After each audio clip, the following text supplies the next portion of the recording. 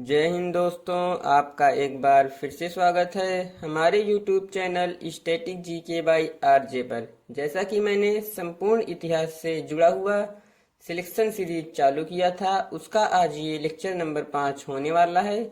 और आज हम बात करने वाले हैं पारसी यहूदी धर्म और मौर्य साम्राज्य के बारे में, जिसमें हम टॉप 25 क्वेश्चन के बारे में बात करने वाले हैं जो किसी न किसी एग्जाम में पूछे गए हैं। और यदि आप RRB, NTPC, group D, junior engineer, LP, LP technician या आप किसी भी कम्पिटिटिव एग्जाम की तैयारी कर रहे हैं तो यह आप क्लास देख सकते हैं, क्योंकि एग्जाम के दृष्टिकोण से यह क्लास काफ़ी ज़्यादा महत्वपूर्ण होने वाली है। आज के लेक्चर नंबर 5 में हम क्वेश्चन नंबर 100 से लेकर क्वेश्चन नंबर 125 तक जानने वाले हैं। यदि अभी तक आपने हमारे लेक्चर नंबर 1 से लेकर 4 तक नहीं देखा है तो आप उसको जाकर के देख सकते हैं। उसका लिंक मैं आपको डिस्क्रिप्शन में दे दूंगा। ये हमारी 1000 क्वेश्चन की सीरीज होने वाली है, जिसमें हम प्राचीन इतिहास, मध्यकालीन इतिहास और आधुनिक इतिहास के बारे में बिल्कुल डिटेल में जानने वाले हैं। पहले हम क्वेश्चन करने वाले हैं, फिर क्वेश्चन के थ्रू हम थ्योरी को समझने वाले हैं। तो चलिए इस वीडियो को शुरू करते हैं। उससे पहले यदि आप हमारे YouTube channel static GK by RJ पर नए हैं तो आप हमारे चैनल को सब्सक्राइब कर लीजिए, बेल आइकन प्रेस कर लीजिए, जिससे कि इस सीरीज के आगे आने वाले लेक्चर की जानकारी आप तक नोटिफिकेशन के रूप में जल्द से जल्द प्राप्त होती रहे। और यदि इस वीडियो का पीडीएफ आप चाहते हैं तो आप हमारे Telegram channel static GK by RJ से जुड़ सकते हैं, जहां पर मैं यह पीडीएफ को फ्री में अपलोड कर दूंगा। आप वहां से जाकर के डाउनलोड कर लीजिएगा। तो चलिए शुरू करते हैं आज की क्लास को। और आज का हमारा पहला क्वेश्चन होने वाला है, निम्नलिखित में से कौन सा यहूदी धर्म से संबंधित है? इसका आंसर होगा ऑप्शन सी, तोरा। तोरा हमारा यहूदी धर्म से संबंधित है। आप देख सकते हैं यह क्वेश्चन आरआरबी एनटीपीसी 17 जनवरी 2017 को शिफ्ट 1 में पूछा गया था। जा करके आप इसको वेरीफाई कर सकते हैं। आइए डिटेल में समझ लेते हैं। यहूदियों की धर्म भाषा इब्रानी और यहूदी धर्म ग्रंथ का नाम तनख है, जो इब्रानी भाषा में लिखा गया है। इसे तालमुद या तोरा भी कहते हैं। तो क्वेश्चन नंबर 2 हमारा जुड़ा हुआ है मौर्य साम्राज्य से। हमारा यहूदी और पारसी धर्म यहाँ पर समाप्त होता है। आइए अब हम लोग शुरू करते हैं मौर्य साम्राज्य को। और आज का हमारा क्वेश्चन नंबर 2 है, पाटलिपुत्र से स्थानांतरित होने से पहले निम्न में से कौन सा कई वर्षों तक मगध की राजधानी थी? इसका आंसर होगा ऑप्शन सी, राजगृह। हमारा राजगृह मगध की राजधानी थी। आइए डिटेल में समझ लेते हैं। राजगृह अजातशत्रु के शासनकाल में पाटलिपुत्र से पहले मगध की राजधानी हुआ करती थी। उदयन ने मगध की राजधानी राजगृह से पाटलिपुत्र स्थानांतरित कर दिया था। क्वेश्चन नंबर 3 है, लौरिया नंदनगढ़ कहाँ पर स्थित है? इसका आंसर होगा सी, चंपारण। लौरिया नंदनगढ़ चंपारण में स्थित है, जो कि बिहार राज्य में स्थित है। आइए डिटेल में समझ लेते हैं। लौरिया नंदनगढ़ स्तंभ बिहार के पश्चिमी चंपारण जिले में बूढ़ी गंडक नदी के किनारे स्थित है। यह मौर्यकालीन स्तंभ है, जिसे सम्राट अशोक ने धर्मलेख के तौर पर स्थापित करवाया था। क्वेश्चन नंबर 4 है, निम्न में से कौन सा स्थल आधुनिक गुजरात में स्थित है जहां अशोक के शिलालेख अवस्थित हैं? इसका आंसर होगा ऑप्शन ए, गिरनार। आइए डिटेल में समझ लेते हैं। गिरनार गुजरात के जूनागढ़ के निकट स्थित पहाड़ियां हैं। गिरनार की पहाड़ियों से पश्चिम और पूर्व दिशा में भादस, रोजा, शतरुंजी और घेलो नदियां बहती हैं। इन पहाड़ियों पर मौर्य सम्राट अशोक का चतुर्दश शिलालेख स्थित है। क्वेश्चन नंबर 5 है, मौर्य शासन के दौरान निम्नलिखित में से किस प्रांत को कर्नाटक में सोने की खान का केंद्र माना जाता था? इसका आंसर होगा ऑप्शन सी, सुवर्णगिरी। मौर्य शासन के दौरान सुवर्णगिरी प्रांत को कर्नाटक में सोने की खान का केंद्र माना जाता था। क्वेश्चन नंबर 6 है, लगभग 260 ईसा पूर्व किस मौर्य सम्राट ने कलिंग को जीतने के लिए सैन्य अभियान का नेतृत्व किया था? इसका आंसर होगा ऑप्शन बी, अशोक। डिटेल में समझते हैं इस क्वेश्चन को। लगभग 260 ईसा पूर्व मौर्य सम्राट अशोक ने कलिंग को जीतने के लिए सैन्य अभियान का नेतृत्व किया था। कलिंग युद्ध मौर्य साम्राज्य और कलिंग राज्य के बीच लड़ा गया था, जो वर्तमान में उड़ीसा और आंध्र प्रदेश का उत्तरी भाग है। युद्ध के परिणाम स्वरूप अशोक ने कलिंग के राजा अनंत पद्मनाभन को हराकर कलिंग पर विजय प्राप्त की। इस युद्ध में हुए रक्तपात को देखकर अशोक ने बौद्ध धर्म अपना लिया और वह अहिंसा के मार्ग पर चल पड़ा।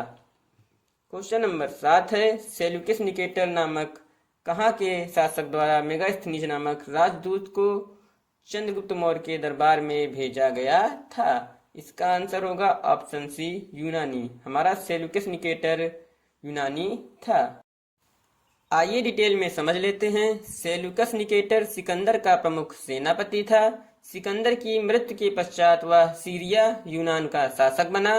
सिकंदर द्वारा विजित प्रदेशों को उसने पुनः अधिकार में लेने के उद्देश्य से उसने 305 ईसा पूर्व पर भारत पर आक्रमण किया, परंतु चंद्रगुप्त मौर्य ने उसे पराजित कर संधि कर ली, जिसके फलस्वरूप चंद्रगुप्त को सेल्यूकस से 4 प्रांत कांधार, काबुल, हेरात और मकरान तट मिले तथा सेल्यूकस को चंद्रगुप्त ने 500 हाथी दिए। इस संधि के फलस्वरूप सेल्यूकस निकेटर ने मेगास्थनीज नामक राजदूत को चंद्रगुप्त मौर्य के दरबार में भेजा था, जिसने इंडिका नामक पुस्तक की रचना की थी। दोस्तों, जितने भी हमारे इंपॉर्टेंट पॉइंट्स थ्योरी के रूप में मैं करा रहा हूँ, ये भी किसी न किसी एग्जाम में क्वेश्चन के माध्यम से डायरेक्ट पूछे गए हैं। मैंने क्वेश्चन की संख्या कम करने के लिए इसे इंपॉर्टेंट पॉइंट्स के रूप में करा दिया है। यदि आप इसके नोट्स बना रहे हैं तो अच्छी बात है, नहीं तो मैं इसका पीडीएफ टेलीग्राम चैनल पर प्रोवाइड करवा दूंगा। आप वहां से जाकर के इसको डाउनलोड कर सकते हैं। क्वेश्चन नंबर 8 है, किस मौर्य सम्राट ने लगभग 287 या 268 से 231 ईसा पूर्व के अपने शासनकाल के दौरान शिलाओं और स्तंभों पर अपने लेख उत्कीर्ण करवाए थे? इसका आंसर होगा ऑप्शन बी, अशोक। डिटेल में समझ लेते हैं। मौर्य सम्राट अशोक ने अपने शासनकाल के दौरान शिलाओं और स्तंभों पर अपने लेख उत्कीर्ण करवाए थे। अशोक के शिलालेख 14 विभिन्न विभिन्न लेखों का समूह है, जो 8 भिन्न भिन्न स्थानों से प्राप्त किए गए हैं। अशोक ने अपनी कल्याणकारी राज्य की अवधारणा को प्रजा में प्रसारित करने के लिए तथा धम्म का प्रचार करने के लिए संपूर्ण साम्राज्य में अभिलेखों की स्थापना करवाई थी। क्वेश्चन नंबर 9 है, अशोक के अधिकांश शिलालेख किस भाषा में थे, जबकि उपमहाद्वीप के उत्तर पश्चिम में पाए गए शिलालेख आरंभिक और यूनानी भाषा के थे? इसका आंसर होगा ऑप्शन सी, प्राकृत। हमारे अशोक के अधिकांश शिलालेख प्राकृत भाषा में थे। आइए डिटेल में समझ लेते हैं। अशोक के अभिलेख ब्राह्मी, खरोष्ठी, आरमाइक तथा यूनानी लिपि में लिखे गए थे, किंतु अधिकांश अभिलेख प्राकृत भाषा व ब्राह्मी लिपि में लिखे गए थे। अशोक ने राष्ट्रीय भाषा एवं लिपि के रूप में पाली भाषा एवं ब्राह्मी लिपि का प्रयोग किया। भारतीय क्षेत्र में पाए गए अभिलेखों की लिपि ब्राह्मी है। भारत के बाहर पाए गए कुछ शिलालेखों की लिपियां खरोष्ठी, आरमाइक तथा यूनानी है। क्वेश्चन नंबर 10 है, बौद्ध धर्म से संबंधित प्रख्यात भवन संरचना धमेक स्तूप का निर्माण मूलतः किस वंश के शासनकाल के दौरान कराया गया था? इसका आंसर होगा ऑप्शन बी, मौर्य। हमारे मौर्य साम्राज्य के अंतर्गत धमेक स्तूप का निर्माण करवाया गया था, जो कि बौद्ध धर्म से संबंधित होने वाला है। आइए डिटेल में समझ लेते हैं। बौद्ध धर्म से संबंधित प्रख्यात भवन संरचना धमेक स्तूप का निर्माण मौर्य वंश के शासनकाल के दौरान किया गया था। धमेक स्तूप उत्तर प्रदेश के सारनाथ में स्थित प्रसिद्ध बौद्ध धार्मिक स्थल है। सारनाथ में ही भगवान बुद्ध ने अपने शिष्यों को प्रथम उपदेश दिया था। धमेक स्तूप की नींव अशोक ने 249 ईसा पूर्व में रखी थी तथा इसका विस्तार कुषाण काल में हुआ। यह स्तूप पूर्ण रूप से गुप्त काल में तैयार हुआ था। क्वेश्चन नंबर 11 है, मौर्य शासक अशोक द्वारा निर्मित सारनाथ सिंह चतुर्मुख किस पदार्थ से बना था? इसका आंसर होगा ऑप्शन सी, बलुआ पत्थर। आइए डिटेल में समझ लेते हैं। अशोक द्वारा निर्मित सारनाथ सिंह चतुर्मुख धर्म चक्र प्रवर्तन की घटना का स्मारक है, जिसकी स्थापना धर्म संघ की अक्षुण्णता बनाए रखने के लिए हुई थी। यह चुनार के बलुआ पत्थर के लगभग 45 फुट लंबे प्रस्तर खंड का बना हुआ है। धरती में गड़े हुए आधार को छोड़कर इसका दंड गोलाकार है, जो ऊपर की ओर क्रमशः पतला होता जाता है। क्वेश्चन नंबर 12 है, बौद्ध संरचना धमेक स्तूप कहाँ पर स्थित है? इसका आंसर होगा ऑप्शन बी, सारनाथ।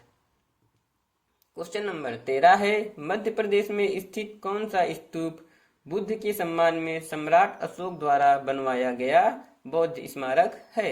इसका आंसर होगा ऑप्शन ए, सांची स्तूप। हमारा सांची स्तूप मध्य प्रदेश में स्थित है, जो कि बुद्ध के सम्मान में सम्राट अशोक द्वारा बनवाया गया था। आइए डिटेल में समझ लेते हैं। सांची स्तूप का निर्माण सम्राट अशोक द्वारा 3री सदी ईसा पूर्व में भगवान बुद्ध के सम्मान में करवाया गया था। सांची भारत के मध्य प्रदेश राज्य के रायसेन जिले में बेतवा नदी के तट पर स्थित छोटा सा गांव है। सांची स्तूप को वर्ष 1989 में यूनेस्को की विश्व विरासत सूची में शामिल किया गया था। दोस्तों, यदि आप भारत के विश्व विरासत स्थल को बिल्कुल डिटेल में कवर करना चाहते हैं तो मैंने उसका वीडियो अपने चैनल पर पहले से अपलोड कर दिया है, जिसका लिंक मैं डिस्क्रिप्शन में दे दूंगा। आप वहां से जाकर के इसको डिटेल में कवर कर सकते हैं। क्वेश्चन नंबर 14 है, तृतीय बौद्ध परिषद का आयोजन किसके द्वारा कराया गया था? बौद्ध परिषद में कुल 4 संगीतियां हुई थीं, जिसको मैंने डिटेल में लेक्चर नंबर 3 और 4 में कवर करा दिया था। तो ये हमारी तृतीय बौद्ध परिषद का आयोजन ऑप्शन बी, अशोक के शासनकाल में कराया गया था। क्वेश्चन नंबर 15 है, मौर्य वंश के संस्थापक निम्नलिखित में से कौन थे? इसका आंसर होगा ऑप्शन ए, चंद्रगुप्त मौर्य हमारे मौर्य वंश के संस्थापक थे। आइए डिटेल में समझ लेते हैं। मौर्य राजवंश के संस्थापक चंद्रगुप्त मौर्य थे। चंद्रगुप्त मौर्य को प्रथम अखिल भारतीय साम्राज्य की स्थापना का श्रेय दिया जाता है। चंद्रगुप्त मौर्य जैन धर्मावलंबी थे तथा उसने जैन क्रिया संलेखना विधि द्वारा कर्नाटक के श्रावण बेलगोला में अपने प्राण त्याग दिए थे। तो चंद्रगुप्त मौर्य हमारे जैन धर्म के अनुयायी थे। क्वेश्चन नंबर 16 है, सांची के स्तूप का निर्माण किसके शासक ने करवाया था? इसका आंसर होगा ऑप्शन बी, अशोक। सांची के स्तूप का निर्माण हमारे अशोक ने करवाया था। इसको डिटेल में जानने के लिए मैंने प्रीवियस क्वेश्चन में बता दिया है। क्वेश्चन नंबर 17 है, उदयन ने मगध की राजधानी को किस शहर से हटाकर पाटलिपुत्र में स्थानांतरित किया गया था? इसका आंसर होगा ऑप्शन ए, राजगीर या राजगृह को उदयन ने मगध की राजधानी को पाटलिपुत्र से हटा करके स्थानांतरित कर दिया था। बात करें डिटेल में तो उदयन अपने पिता अजातशत्रु, जो कि हर्यक वंश से संबंधित थे, उनकी हत्या करके मगध का शासन बना था। और दोस्तों, हर्यक वंश को हम लोग पितृहंता वंश के नाम से भी जानते हैं। पुराणों एवं जैन ग्रंथों के अनुसार उदयन गंगा एवं सोन नदियों के संगम पर पाटलिपुत्र नामक नगर की स्थापना की तथा उसे राजगीर के स्थान पर अपनी राजधानी बनाई। और उदयन हमारा जैन अनुयायी था। क्वेश्चन नंबर 18 है, ऐतिहासिक ग्रांड ट्रंक रोड का निर्माण कई शासकों द्वारा कराया गया था। मौर्य वंश के शासनकाल के दौरान इसे क्या कहा जाता है? इसका आंसर है ऑप्शन बी, उत्तरापथ। हमारे जीटी रोड को मौर्य शासनकाल के दौरान उत्तरापथ के नाम से जाना जाता था। आइए डिटेल में समझ लेते हैं। मौर्य काल में इस सड़क को उत्तरापथ के नाम से जाना जाता था। यह मार्ग गंगा नदी के किनारे से होते हुए गंगा के मैदान के पार पंजाब के रास्ते तक्षशिला को जाता था। 8 चरणों में निर्मित यह राजमार्ग पेशावर, तक्षशिला, हस्तिनापुर, कन्नौज, प्रयाग, पाटलिपुत्र और ताम्रलिप्त के शहरों को जोड़ता था। क्वेश्चन नंबर 19 है, चंद्रगुप्त मौर्य के गुरु कौन थे? इसका आंसर होगा ऑप्शन सी, विष्णुगुप्त। डिटेल में समझ लेते हैं। चंद्रगुप्त मौर्य के गुरु विष्णुगुप्त, जिनके अन्य नाम थे हमारे चाणक्य और कौटिल्य, ये हमारे चंद्रगुप्त मौर्य के गुरु थे। चंद्रगुप्त मौर्य में भारत में मौर्य साम्राज्य की स्थापना की थी। यह पूरे भारत को एक साम्राज्य के अधीन लाने में सफल रहे थे।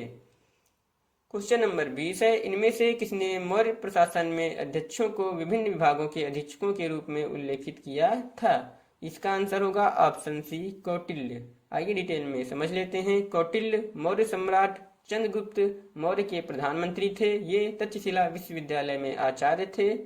कौटिल्य द्वारा लिखी गई पुस्तक अर्थशास्त्र, अर्थनीति, राजनीति आदि का महान ग्रंथ है। तो हमारी अर्थशास्त्र पुस्तक कौटिल्य द्वारा लिखी गई थी, जो हमारे मौर्य सम्राट चंद्रगुप्त मौर्य के प्रधानमंत्री थे। इसी पुस्तक में चाणक्य ने मौर्य प्रशासन में अध्यक्षों को विभिन्न विभागों के अधीक्षक के रूप में उल्लेखित किया है। दोस्तों, यदि आपको हमारे पढ़ाने का तरीका और वीडियो की क्वालिटी अच्छी लग रही है तो आप हमारे चैनल को सब्सक्राइब कर दीजिए। वीडियो को अभी तक लाइक नहीं किया है तो आप हमारे वीडियो को लाइक कर दीजिए। यदि आप इसका पीडीएफ चाहते हैं तो आप हमारे Telegram channel static GK by RJ से जुड़ सकते हैं, जिसका लिंक आपको डिस्क्रिप्शन में मिल जाएगा। तो चलिए बढ़ते हैं अपने नेक्स्ट क्वेश्चन की तरफ। क्वेश्चन नंबर 21 है, कलिंग युद्ध की हिंसा को देखकर प्रतिशोध लेने की सोच रखने वाले सम्राट अशोक का हृदय परिवर्तन हुआ और वे स्थिर चित्त एवं शांति प्रिय शासक बना और किस धर्म का अनुयायी हुआ? इसका आंसर होगा ऑप्शन बी, बौद्ध धर्म। कलिंग युद्ध के बाद हमारे सम्राट अशोक ने बौद्ध धर्म को अपना लिया था। क्वेश्चन नंबर 22 है, अशोक के प्राचीनतम अभिलेख निम्न में से किस लिपि में लिखे गए हैं? इसका आंसर होगा ऑप्शन ए, ब्राह्मी। अशोक के प्राचीनतम अभिलेख ब्राह्मी लिपि में लिखे गए हैं। क्वेश्चन नंबर 23 है, निम्नलिखित में से कौन सी पुस्तक मेगास्थनीज ने लिखी है? इसका आंसर होगा ऑप्शन सी, इंडिका। दोस्तों, जैसा कि मैंने आपको बताया था कि जो भी हम थ्योरी करने वाले हैं ये भी किसी न किसी माध्यम से क्वेश्चन के रूप में पूछे गए हैं। आप क्वेश्चन नंबर 23 देख सकते हैं, जो कि मैंने प्रीवियस थ्योरी में कवर करा दिया है। क्वेश्चन नंबर 24 है, जो कि हमारा इस वीडियो का सेकेंड लास्ट क्वेश्चन होने वाला है, और यह है, अशोक के किस शिलालेख में कलिंग युद्ध में अशोक की विजय का उल्लेख किया गया है? यह भी क्वेश्चन रिपीट हो चुका है और इसका आंसर होगा 13वें। हमारे अशोक के 13वें शिलालेख में कलिंग युद्ध में अशोक की विजय का उल्लेख किया गया है। आइए डिटेल में समझ लेते हैं। अशोक के 13वें शिलालेख से कलिंग युद्ध के विषय में विस्तृत जानकारी प्राप्त होती है। कलिंग युद्ध में हुए नर संहार से विचलित होकर अशोक ने युद्ध नीति को सदा के लिए त्याग दिया और बौद्ध धर्म को अपना लिया था। क्वेश्चन नंबर 25 है, जो कि इस वीडियो का लास्ट क्वेश्चन होने वाला है।